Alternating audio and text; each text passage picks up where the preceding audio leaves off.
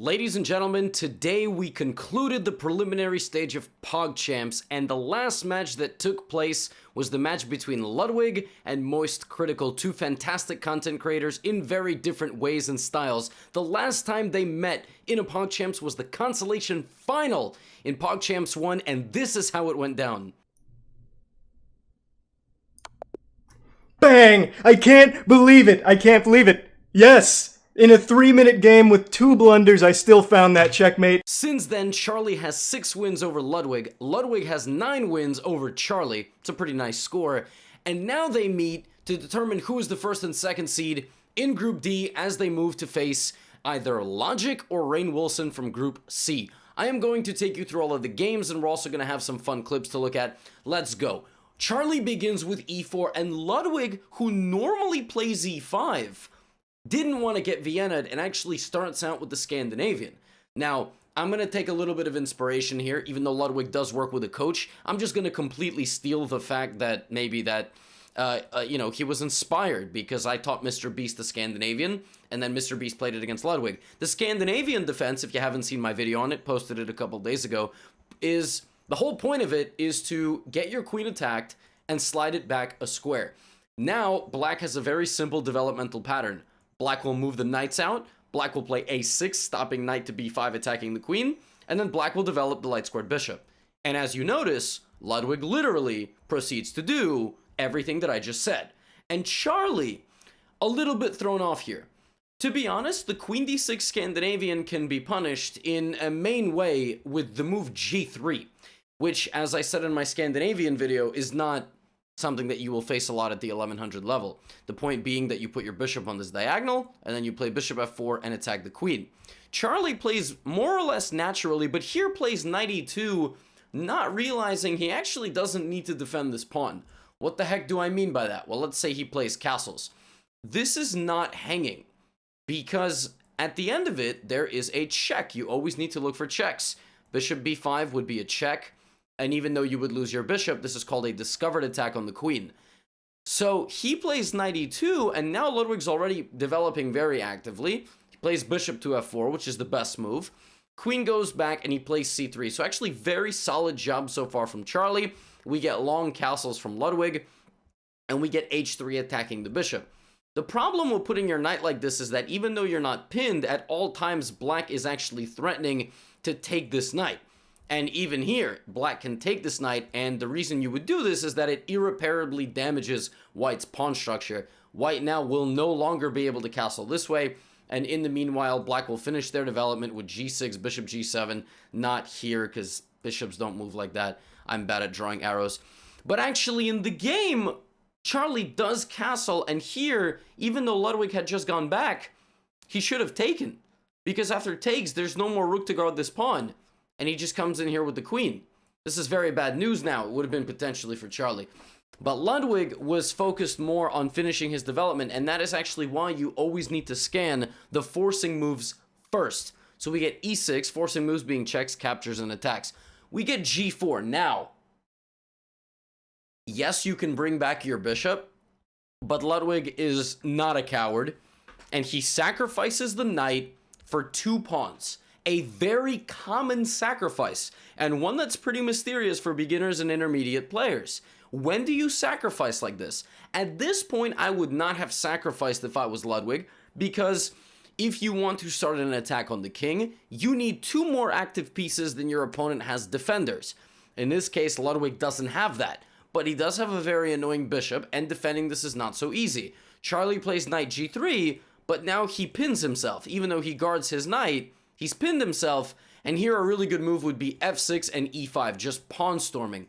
Ludwig plays bishop d6, which is a move that I don't dislike. The point, of course, is that after takes, Charlie now has removed one of his defenders of his king, and Ludwig has activated his queen a little bit. Charlie plays bishop to e2. I like this move a lot. It's not the best move, but I like it. Now he's no longer pinned. Now, Ludwig plays f6. This is going to be the springboard for the pawn storm. At this point, after the move f6, you should not go queen b3.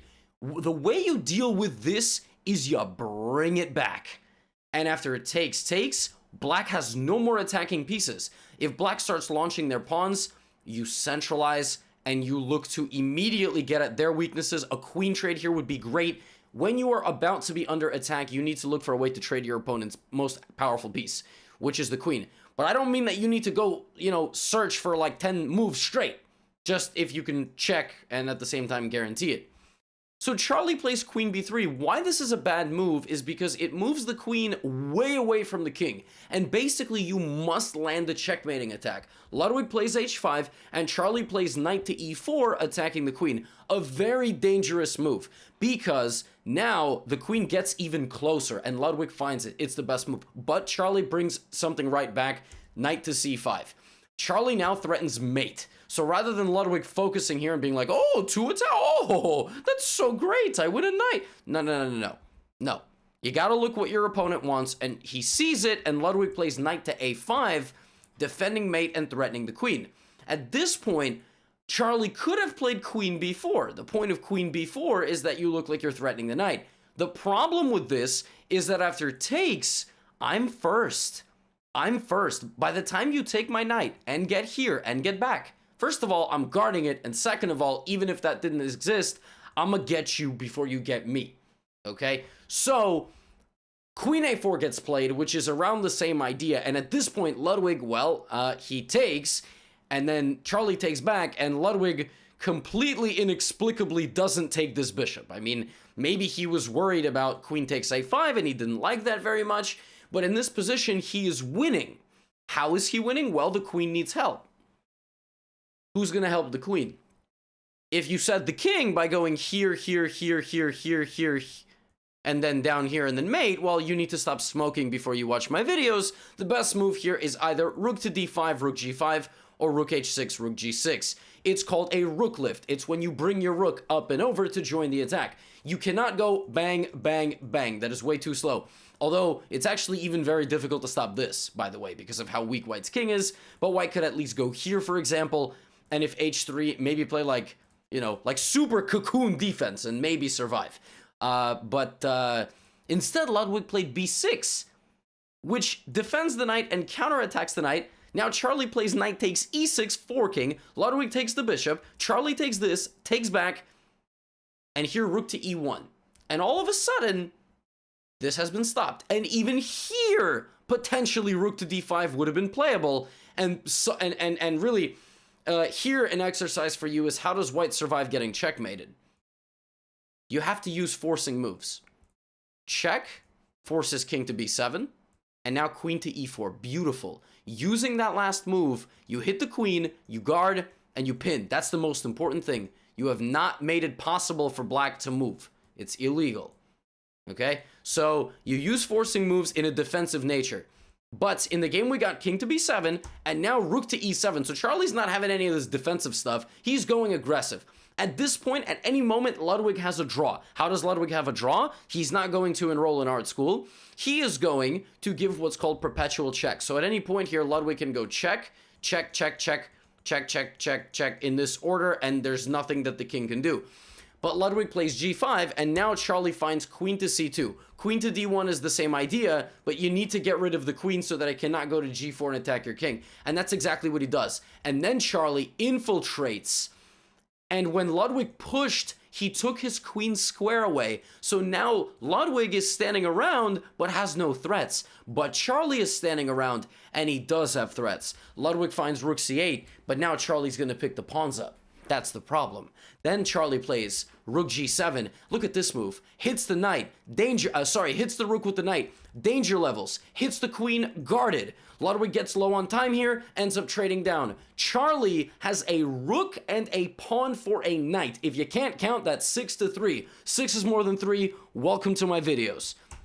Or should I say, welcome to GothamChess recaps. Rook g8 check, king to h1. How do you win a position like this? You ask your opponent to resign. If that doesn't work, you trade a pair of rooks and you promote a pawn. Or you promote 2 pawns. So watch, Charlie immediately gets the pin, immediately swaps the rooks, and perhaps the most clutch thing of the entire game, realizing that he can go here. You can sack the rook because you get a king on 5 versus king on 3.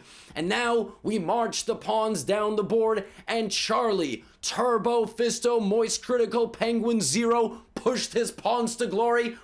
He missed a mate in 1 or 2 in there, but it doesn't really matter. And then he mated the man. He mated him. He mated him. And he took a 1-0 lead. And this is what his coach, the prophet, Daniel Naroditsky, had to say about it. Amazing game. This is the best game he's ever played. This is the best game he's ever played. This is the best game he has ever played. Now, ladies and gentlemen, I am no scientist, but I'm fairly certain Daniel Naroditsky thought that that was the best game that Charlie has ever played. Now, we go to game number 2. Charlie's got the black pieces. Ludwig begins with e4, but Ludwig knew the Sicilian dragon was coming. And he played the Alapin. c3, d4. If you've been following my recaps, you know that Rubius gave a lot of headaches here to Daniel Negreanu, and the headaches continued. And Charlie plays g6, and you can't do that. The whole point here is black has to go d5. If you're a Sicilian player, learn this d5 variation or knight to f6, because if you do this, you get hit. Ludwig doesn't just loosey-goosey just develop his pieces, you know, my coach. So no, he goes to punish Turbo Fisto, and now the knight is trapped. It's crazy that the 5th move for Charlie loses the game, and now he's down a knight. Now, easy, Ludwig, develop your pieces, castle your king, and win the damn game. Beautiful stuff. All right, that's fine. And okay, let's just castle the king and finish our development and then move on. No, he plays the move queen to a4. The point is that after queen takes, there is knight takes. But this move hangs a queen. Take a look at these two grandmasters' reaction to this. Now I can see Ludwig do. Oh, don't hang your queen. Oh, he just. Could also take me, actually. He just threw. So ladies and gentlemen, this is why you always look for checks, because bishop takes knight is just a win. It's just a check and you remove the guard. Ludwig was done. The game was over. But Charlie spent 10 seconds and he just did this. Because sometimes when you lose, you're like, damn, all right, whatever, you know, there's nothing I can do. It's okay. All sports teams lose before they win. Well, not some. Some are leading from start to finish. But we're not talking about, you know, Golden State Warriors here when they had Kevin Durant. We're talking about, you know, normal sports teams. And now Ludwig brings it back and he begins the stabilization process. He puts the knight in the middle. He trades. He centralizes. And perhaps the most impressive thing is that he made a pass pawn. He invested in his pass pawn. And while Charlie was kind of busy snatching his pawns, Ludwig found arguably the nicest idea of the game here. This was crazy for 11:30. Normally, you get your bishop attacked and you move it, but he plays rook c1, which is a savage move. The point is that if you take, there's rook c8. Very common idea. If there's a rook covering the back rank and blocking a pass pawn, you can bring a rook down there, especially when it's pinned to the king like this. As long as no one can guard the rook is dead, and the pawn is going to make it through. So, Charlie played king to f7. The point is that he wants to meet this with this. And that's not necessarily incorrect. But Ludwig finds a beautiful shot here. Bishop takes g5. Look at that move. Look at that move. Utilizing the new king's position. Pawn takes, knight takes, picks up the rook. And it was Ludwig who converted this game. I mean, it took a little bit of time, but he brought the knight back. He took the pawn, and then finally he was like, all right, I'm done taking stuff. I got pass pawns. I'm going to push him. I'm going to push him. I'm going to push him. And he brought back the material. Took him a second, but he got the job done. And ladies and gentlemen, we're all square. Now, because between the two of these games, Ludwig had a 97% cap score in this game, which, by the way, doesn't make any damn sense because he only gets queen on move 12, but whatever. I don't make the cap score qualification. Ludwig got to choose what color he played in the Armageddon. White gets 5 minutes, black gets 4 minutes, but if black makes a draw, then black wins.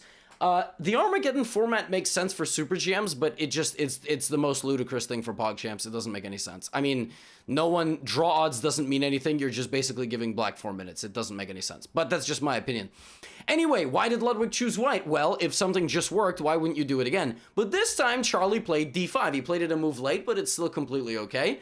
And now we got pawn takes, queen takes, and knight to f3. Now, Charlie needs to develop all of his pieces quickly. Beautiful. Bishop e2.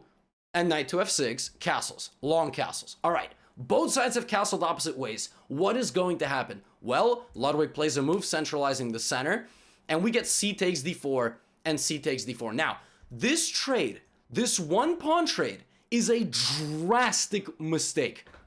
Say, what does that mean? How's that a drastic mistake? Well, not all pawn trades are created equal. This pawn is blocking the c file to the king. You've now opened it. So rook c1 is going to come with devastating effect. Number two, you freed up a square for your opponent's piece. Instead of that, Charlie should have played something like e5 or e6. The point is that now the bishop defends the pawn, and if pawn takes, that's not scary at all. You just take, or you take the queen or something, and you're able to win that back. But this one trade suddenly allowed Ludwig to get his knight into the game. Again, Charlie should move his king out of the middle, but he plays e6, a4. Ludwig sees that you're castled on opposite sides, so what do you do when you're castled on opposite sides? You attack, primarily with your pawns. So now a4, right? h5. I mean, now it's a real super GM game.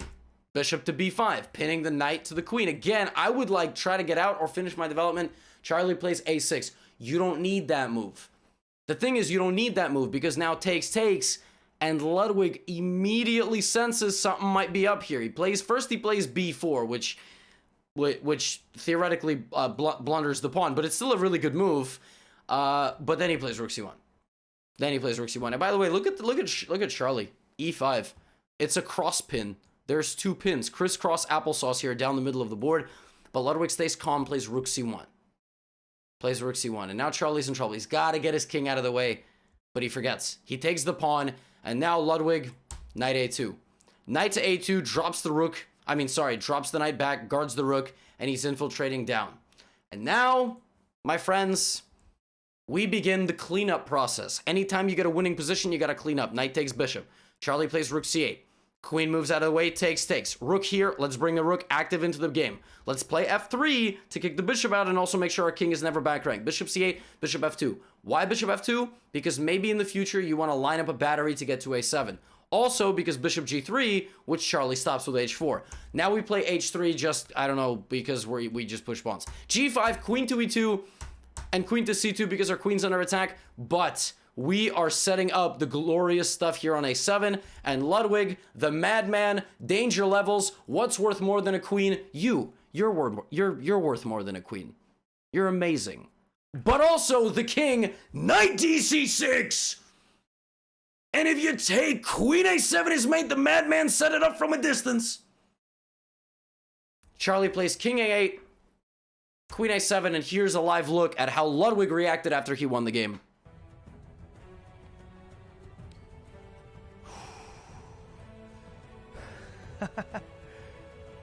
I was expecting an absolute roar of emotion, but Ludwig takes a deep breath and just says, damn, that feels good. It's one of those two, right? You win an epic game of chess, I wouldn't know, but you would know because you win many games. I wouldn't know. No, but like, again, my match against Eric Rosen, for example, you just let out that emotion. So Ludwig wins 2-1 in the Armageddon. He is the top of Group D. He will play the second seed in Group C. That is logic. Charlie goes on to play Rainn Wilson. Not a pairing that you would love, but he's fully capable of out-preparing Rainn Wilson and getting a nice position in the opening. Fantastic end to the preliminary stage of PogChamps. Thank you all for all of your support throughout these videos. I've been loving making them depending on whoever is playing. It doesn't really matter to me. Your support's been unbelievable. And for the haters, keep on hating, baby. You're still giving me views.